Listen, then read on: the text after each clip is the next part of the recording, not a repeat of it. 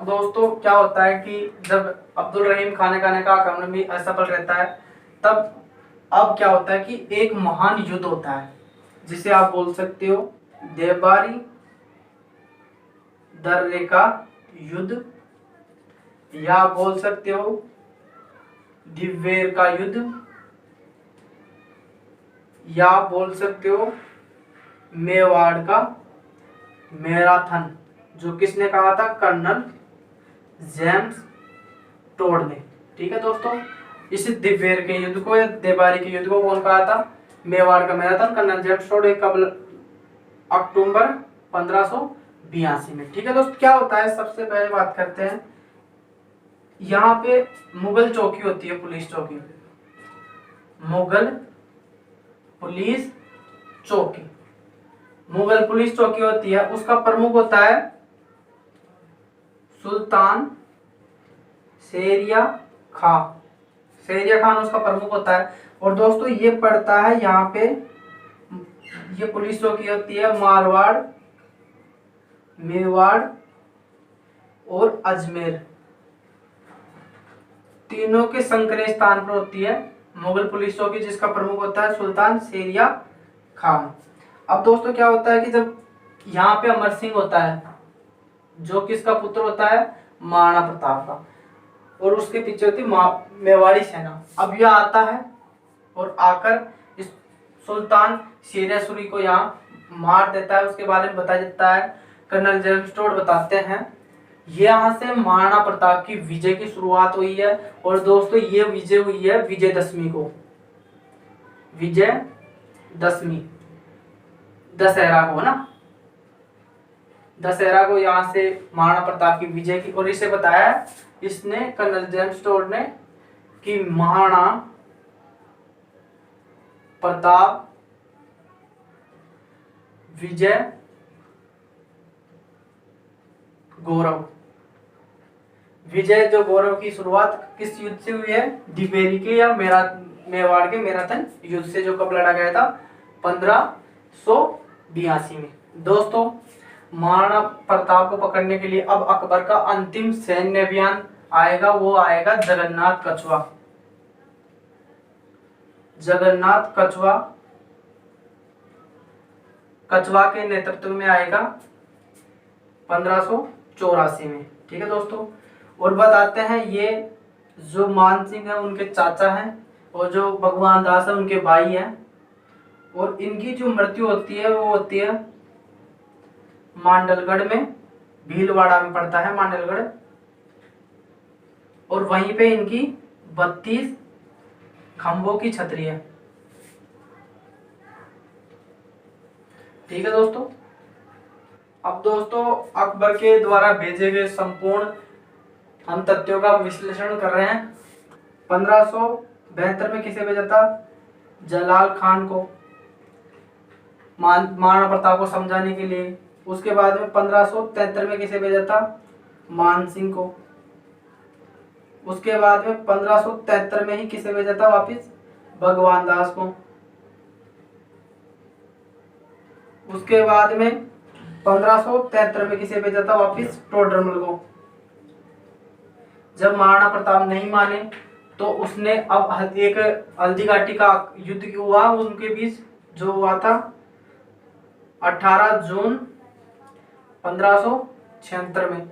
ठीक है दोस्तों, इसके जो मुख्य सेनापति रहे थे वो दो थे, मान सिंह और आफस खां।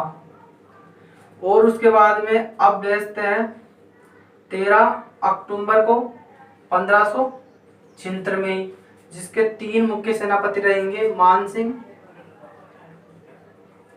भगवान दास और कुतुबुद्दीन। ठीक है दोस्तों, कुतुबुद्दीन, और इनके साथ कौन आता है? अकबर। ठीक है दोस्तों, उसके बाद में दोस्तों 76 के बाद में अब शहबाज खां के 3 जो आक्रमण करने के लिए भेजता है, उनकी डेट है 15 अक्टूबर 1577 में। एक होता है 15 दिसंबर 1578 में, एक बेचता है 15 नवंबर 1589 में। ठीक है दोस्तों, तीनों में जो प्रमुख होता है वो कौन है? शहबाज खान। ठीक है दोस्तों, उसके बाद में निवासी के बाद में 1580 में बेचता है किसे? अब्दुल रहीम खाना खाना को, रहीम खान खाना को।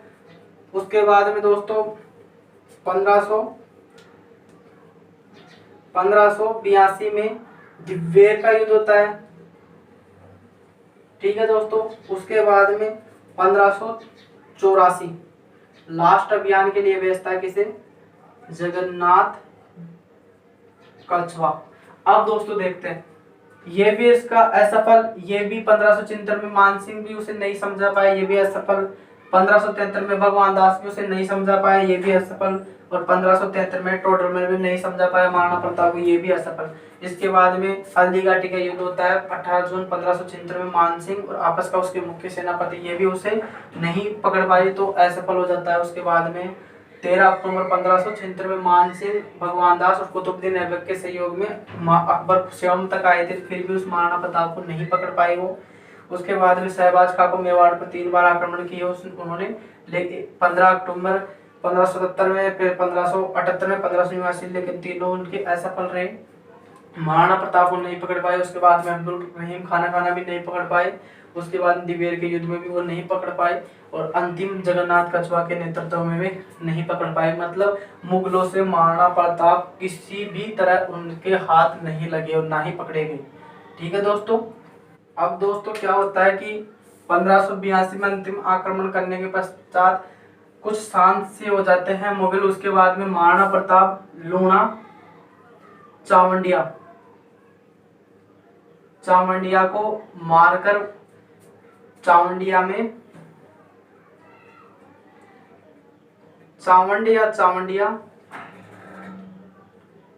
को अपनी राजधानी बनाते हैं। ठीक है दोस्तों, राजधानी बनाने के बाद में क्या होता है कि 1585 में उसे राजधानी बनाते हैं। वो कुछ किताबें उसे 1613 तक लिखती है और कुछ किताबें उसे 1615 तक लिखती है। कुछ 28 साल बताती है और कुछ 30 साल बताती है। इतने साल तक वो चावंड राजधानी रही थी।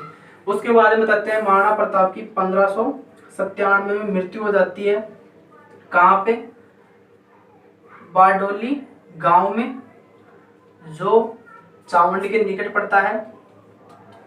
ठीक है, जो चावंड कहाँ है? उदयपुर।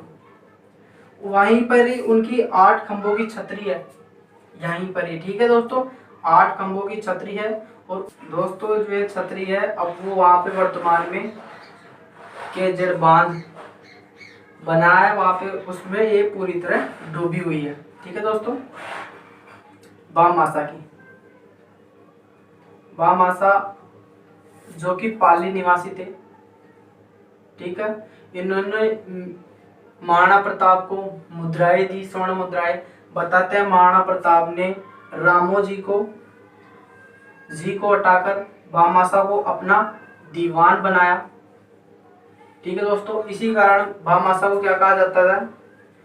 मेवाड़ का उद्धारक, मेवाड़ का रक्षक, मेवाड़ का कर्ण या दानवीर। ठीक है दोस्तों, जो भामाशा की हवेली है वो चित्तौड़गढ़ में है। ठीक है दोस्तों, महाराणा प्रताप के बारे में देखते हैं। सबसे पहले आता है जन्म 1540 में। ठीक है दोस्तों, उसके बाद में आता है राज्याभिषेक। राज्याभिषेक होता है इनका कब? 1572 में। उसके बाद होती है इनकी मृत्यु। ठीक है दोस्तों, मृत्यु कब होती है इनकी? 1597 में। अब ये जन्म कहाँ होता है इनका? कुंभलगढ़ दुर्ग मान लो आप तो। कुंभलगढ़ दुर्ग, आगे कटारगढ़, कटारगढ़ के बाद में बादलगढ़, बादलगढ़ के बाद में जोनी कचहरी। ठीक है दोस्तों, राज्याभिषेक इनका 2 जगह होता है। आप गोगुंदा मान लो पहला तो, उसके बाद में एक होता है इनका कुंभलगढ़ में, ठीक है दोस्तों। उसके बाद में मृत्यु इनकी होती है कहाँ पे, बारडोली, बारडोली गांव चावंड में, ठीक है दोस्तों। अब दोस्तों कभी ये पूछा जा सकता है कि महाराणा प्रताप राज्याभिषेक के समय कितने वर्ष के थे, तो आप देख सकते हैं 72 और 40। महाराणा प्रताप उस समय कितने वर्ष के थे, 32 वर्ष के। जब महाराणा प्रताप राज्याभिषेक हुआ महाराणा प्रताप की उस समय उम्र थी 32 वर्ष। अब बताया जाता है कि महाराणा प्रताप ने कितने वर्ष तक शासन किया, तो आप देख सकते हो 97 वर्ष और यहाँ पे है 72। तो आप देख सकते हो महाराणा प्रताप ने 5 साल इधर और 25 साल महाराणा प्रताप ने मेवाड़ पर शासन किया। उसके बाद में देख सकते हैं कि महाराणा प्रताप कितनी अवस्था में मरे थे, तो आप अवस्था देख सकते हो 97 और इधर है 40, 1500 ये हो गए दोस्तों। आप देख सकते हो महाराणा प्रताप 57 अवस्था की वर्ष की उम्र में मरे थे। उसके बाद में दोस्तों अब इसके महाराणा प्रताप वीर शिरोमणि महाराणा प्रताप के बारे में आपको यही बताना चाहूंगा कि अकबर ने अपने संपूर्ण प्रयास किए महाराणा प्रताप को पकड़ने के लिए, बहुत से आक्रमण किए महाराणा प्रताप को पकड़ने के लिए वो, लेकिन वो किसी भी आक्रमण में महाराणा प्रताप को नहीं पकड़ पाए, क्योंकि महाराणा प्रताप ने छापा मार पद्धति और पथराव के कारण किसी भी मुगल सेनापति से वो पकड़। और दोस्तों यहाँ तक बताया जाता है कि महाराणा प्रताप ने संपूर्ण मेवाड़ को छुड़ा लिया था, बस 2 जगह चित्तौड़गढ़ के दुर्ग और दोस्तों मांडलगढ़ को छोड़कर संपूर्ण मेवाड़ को उसने आजाद करा लिया था। उसके बाद में उसका पुत्र अमर सिंह बनता है मेवाड़ का शासक, ठीक है दोस्तों। मेवाड़ अमर सिंह ने भी संपूर्ण अपना पुरजोर लगाया मेवाड़ को मुगल अधीनता से, लेकिन अंत में जाकर महाराणा अमीर सिंह ने उसके शासन को स्वीकार कर लिया। लेकिन महाराणा प्रताप ऐसे प्रतापी राजा हुए कि जिन्होंने अकबर मुगल की सेना, मुगल के कभी हाथ नहीं लगे, कभी इनको मुगल नहीं पकड़ सके, और यहाँ तक कि मुगल इनसे परेशान हो गए। महाराणा प्रताप ने उन्हें बहुत चकाया और उनके कभी हाथ नहीं लगे, कभी पहाड़ों में चले जाते, कभी मुगल सेना पर पथराव करते, कभी क्या करते, और मुगल सेना अंत में बताया जाता है जब महाराणा प्रताप की मृत्यु होती है तो ऐसे वीर पुरुष थे ये महाराणा प्रताप की, इनकी मृत्यु पर महाराजा अकबर या बादशाह अकबर भी की आंखों में आंसू आ गए थे, इतने वीर पुरुष थे मेवाड़ के शासक वीर महाराणा प्रताप। दोस्तों आज हमने पढ़ा है महाराणा प्रताप का संपूर्ण इतिहास, ठीक है दोस्तों। आपको वीडियो कैसा लगे, वीडियो अच्छा लगे तो वीडियो को लाइक करें, चैनल को सब्सक्राइब करें।